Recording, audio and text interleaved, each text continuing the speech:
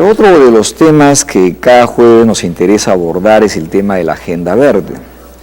He dicho, nuestra sociedad es parte de la responsabilidad de cuidar nuestro medio ambiente. Estaba mirando el Plan Nacional de Acción Ambiental 2011-2021, un buen material, un CD, Ministerio de Ambiente. Estaba mirando la resolución ministerial 026-2013, en la que involucra la Agenda Ambiental 2014-2015, pero qué mejor de conversar con los entendidos, quienes están justamente el día a día en el tema. Efectivamente está con nosotros Rómulo Ricardo Posadas, que es ingeniero químico con maestría en ciencias ambientales de la ONG Fondo Verde. Ricardo, muy buenos días, bienvenido a nuestro programa. Buenos días, muchas gracias por la invitación a vuestra casa. Yo recuerdo una clase que tuve con Aldo Panfichi en la Universidad Católica hace varios años, donde él manifestaba que las ciencias ambientales era la carrera del futuro. Han pasado los años, ¿se podría decir que hoy es la carrera del presente por la importancia que tiene la ecología en el mundo? Desde 1987, en la reunión de Brundtland, se da un poco más de fuerza para que la parte ambiental sea considerada como un eje transversal en todos los proyectos, más aún en la educación. Me acuerdo cuando yo hice la maestría, me hablaban de la carrera del futuro. Ahora, con los conflictos socioambientales, la globalización, podríamos decir que la carrera del presente, y sobre todo buscando el desarrollo sostenible tan ansiado para preservar nuestros recursos naturales. ¿En el Perú se están cumpliendo los Vamos objetivos? justamente a eso quería ir a la pregunta. Vamos centrándonos en el tema del cumplimiento de las normas. ¿Se cumple la resolución 026-2013? ¿En qué medida? Las normas dadas por el Estado, hay veces nosotros que hacemos los proyectos, vemos que en cierta parte se están cumpliendo la normatividad. Tenemos herramientas del Ministerio del Medio Ambiente, pero cuando uno va al lugar de los hechos a poder trabajar con las comunidades, vemos que hay una parte tan interesante que se llama la interculturalidad, que muchas veces esta no es vista tanto en la normativa. Ahora esperemos que esa palabra tan rica que se llama identidad sea integrada desde el punto de vista de un eje transversal y sobre todo rescatando lo que nosotros tenemos, esa riqueza de recursos naturales. ¿Qué nos falta para rescatar? Yo creo que llegar a los lugares más vulnerables, pero nosotros podríamos ver que, bueno, luego les comento del proyecto. Pero el escenario se encuentra, hay la cantidad suficiente de, digamos, de recursos, de organismos no gubernamentales, de autoridades. ¿Por qué nos cuesta tanto llegar? Parece que queremos generalizar los planes desde las ciudades. La gente quiere colaborar, desea colaborar. Les comento un caso que el 2010 estuvimos con conversaciones para hacer un proyecto internacional que se llama, hemos enviado a 2 nativas de la comunidad nativa, Yanesha, a la India a capacitarse en energía solar. Ya se han vuelto ya el año pasado con su certificado de ingeniería en paneles solares. Lo más importante es que esto, más que el proyecto, ha habido algo muy interesante que se llama el valor agregado y la generación y el fortalecimiento de las capacidades. Porque ahí se cierra el círculo cuando se contribuye a la comunidad, ¿verdad? Es lo más interesante. A ver, miremos, digamos, en el término práctico. Vamos a ir a San Martín. El plan del gobierno saliente de César Villanueva fue Agenda Verde. De las 5 millones de hectáreas, se tiene indicadores que hay 3 millones de árboles talados. Un árbol se puede talar en 5 minutos, pero para volver a tenerlo hay que esperar 20 años, promedio, ¿cierto? Así es. Entonces, desde el análisis que ustedes tienen, para hablar primero mirándolo por partes, porque hay aire, hay residuos, hay energía, hay producción agrícola, hay agua. Pero hablemos aquí del tema de árboles. ¿Cómo estamos trabajando? ¿Cómo se está viendo para cuidar el pulmón, que es una parte importante, el pulmón amazónico? Claro, dentro de la parte de árboles hay un manejo sostenible que impulsaría la participación no solamente tanto de las empresas, sino buscar los grupos de interés. O sea, ¿quiénes están dentro de este proyecto? Por ejemplo, en la tala de árboles. ¿Qué puedo hacer en la tala de árboles? ¿Quiénes son los entes encargados? Podría ser Estado con la comunidad, pero ¿y las empresas y los colegios profesionales?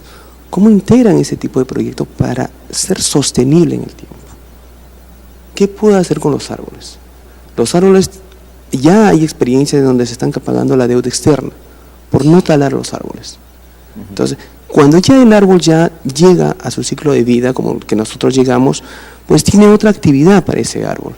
Pero justamente el programa de desarrollo sostenible nos dice que hay que sembrar otro árbol. En otros lugares vemos, por ejemplo, y esto es muy interesante, trabajar desde el punto de vista de la identidad de la gente. Pero la curva de tala indiscriminada de árboles en nuestros países tiene de una ascendencia fuertísima. Sí, le comento, estuvimos... Y no tiene un control, digamos, de un seguimiento de las autoridades, ¿no? Parece que las normatividades están hechas, pero falta algo más importante, el monitoreo, el control y el seguimiento adecuado a esto. La ONG Fondo Verde, ¿cuáles son los proyectos principales a los que está abocado? Nosotros estamos trabajando en lo que es la sensibilización ambiental. Ahorita tenemos un proyecto que se llama Sembrando Futuro en la región Junín. Y lo más interesante es este proyecto que tuvimos la oportunidad de trabajar con 2 nativas semianalfabetas de 45 años que se fueron a la India a que ellas se capaciten en paneles ¿Cómo solares. las seleccionan a ellos? Justamente hubo un proceso, algo similar estuvo ya en Bolivia. Fuimos a buscar, intentar, porque hay mucha gente que nunca ha salido fuera del Perú en primer lugar. El segundo lugar es que ellos no hablaban el idioma. Es muy probable que ni siquiera conocieran la ciudad y de ahí fueron de frente a otro país. Sí, estuvimos acá 3 días a la espera del avión y pensábamos que alguien nos iba a acompañar para poder despedirlas, no nos acompañó nadie. A ver, entonces por un lado digamos que se está logrando a captar las experiencias en este caso en la India. Pero ¿qué otros aspectos? ¿En qué otros temas? ¿Algún tema de forestación?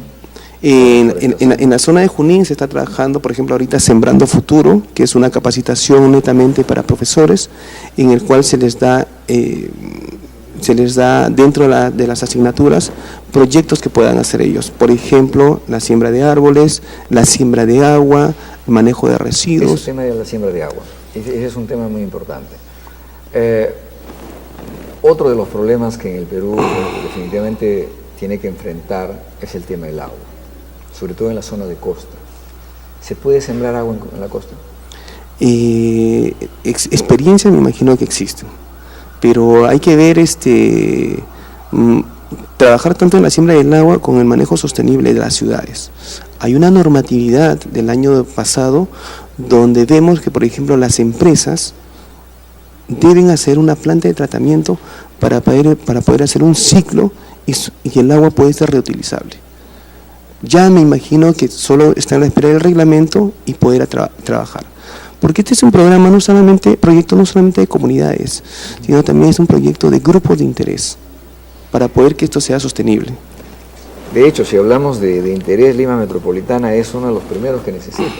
En realidad, y los candidatos, el tema agenda verde... Claro, porque Lima es un desierto, es un oasis dentro del desierto, eso es muy importante, ¿no? Y este tema de la siembra de agua lo están desarrollando un piloto importante en Villa María del Triunfo, ¿no? No sé si estás enterado, pero hay un proyecto interesante, un atrapanieblas, ¿ya? Con el fondo de la USAID, con la cooperación de la USAID. Hay algunos proyectos que creo que son buenos, pero que están un tanto... aislados unos de otros, ¿no? Tendría que haber una interconexión ahí. Perfecto. Para hacer fuerza, ¿no? Es interesante, por eso hablamos ahora de la responsabilidad social de la empresa, de la institución, del Estado, cómo invierto mi dinero y sobre qué invierto. Y más que todo, de buscar los logros del proyecto, es el impacto, que la comunidad se haga suya el proyecto para que esto sea sostenible. Uh-huh. sea, no es que alguien levanta la bandera y fondos y va por su propio camino, sino cómo lograr. España ha logrado una legislación tributaria, por ejemplo, importante, con incentivos.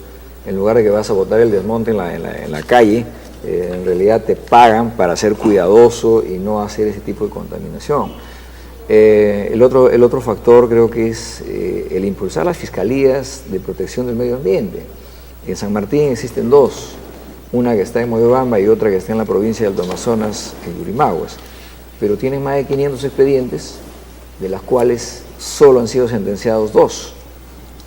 Pareciera que por un lado es la corrupción, porque hay un gran negocio en el talado de árboles por el tema de la madera, pero por otro lado pareciera que la carga laboral es mayor y la atención es menor.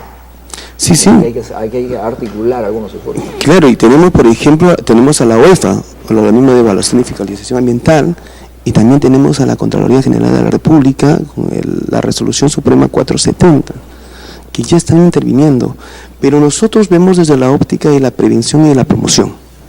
Entonces, a nosotros nos interesa ahora integrar y buscar las alianzas estratégicas, porque sé que unidos vamos a trabajar en conjunto. ¿Cuántos trabajan en la ONG Fondo Verde? En la ONG nosotros empezamos el 2003 con 6 personas, y ahora estamos trabajando ya a nivel mundial. El 2010 ya tenemos la sede en España, tenemos la sede en México, tenemos la sede en Argentina, bien, con los cuales buscamos de una u otra manera. Tienen el evento de este año. Este año en Lima, Perú, es la sede importante para el COP. El COP. Bueno, estamos elaborando un artículo relacionado a lo que es la parte del cambio climático en el Perú. Y hoy expone Pulgar Vidal sobre el tema del COP en el Congreso. Está invitado. Esperemos que rescate la